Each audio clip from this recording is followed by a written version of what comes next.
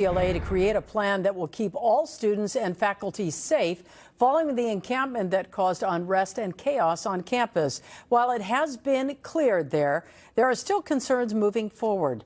NBC4's Tracey Leong joins us live with the latest. Tracey. Yeah, Colleen, I spoke to leaders with the Jewish and the American Muslim communities. Both believe that safety needs to be the top priority here at UCLA, and they are demanding UCLA provide security for everyone, something they say did not happen during the protests this past week. Tensions boiled over at UCLA during a week-long encampment where pro-Palestinian protesters dominated Royce Quad, calling for a ceasefire in Gaza and demanding UCLA cut off ties to Israel.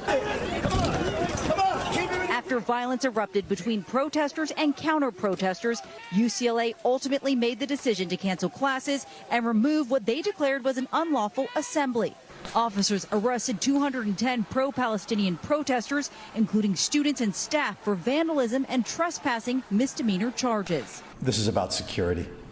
This is about the university enforcing its own codes of conduct. The American Jewish Committee, along with the Anti-Defamation League, spoke during a press conference on Friday, expressing their disappointment with UCLA and how they allowed the week-long pro-Palestinian protests to disrupt campus safety and intimidate Jewish students. For those who violated codes of conduct, who violated the law, they should face consequences.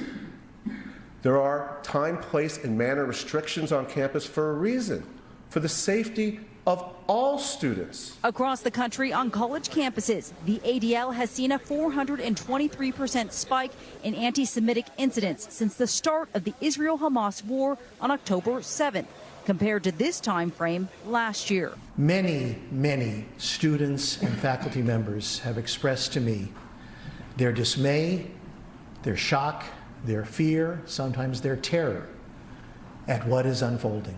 However, the civil rights managing attorney for the Council on American Islamic Relations, also known as CAIR, said the protests were an opportunity for students to exercise their First Amendment rights. We believe that the encampment was lawful, and we believe that any indication that these students were engaged in any sort of unlawful violent conduct is just simply not justified. And while pro-Palestinian and pro-Israel groups may not agree on the conflict in the Middle East, they do agree UCLA needs to prioritize security and clarify their protocols when it comes to keeping everyone safe. We don't need every group to get along. I don't believe that there is neutrality in situations like this.